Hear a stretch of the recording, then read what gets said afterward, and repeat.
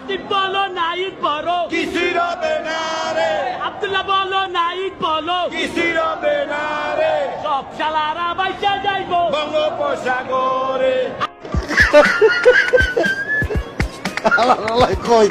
আপনি বিকাল में फोन करने बोला था तो वही जन फोन वही जे सकाल बेला फोन कर नहीं किया था। अच्छा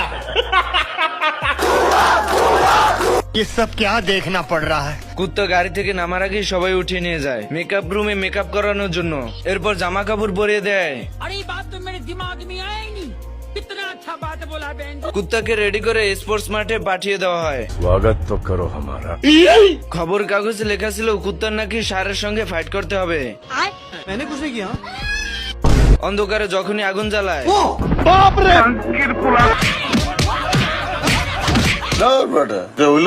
গাইস, এই পাগলা ষাঁড়টি রাস্তায় বসে বসে ঘাস খাচ্ছিল।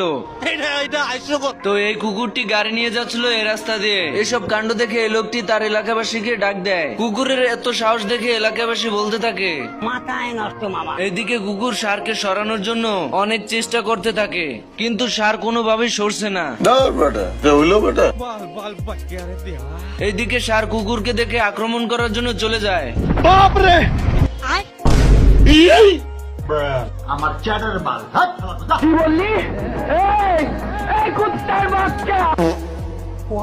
এইদিকে ষাঁড় কুকুরকে গুতা না দিতে পেরে ষাঁড়ের তো মাথা গরম হয়ে যায়।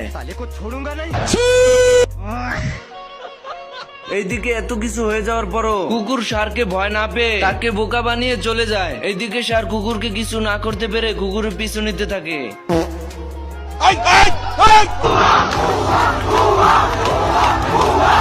বেটা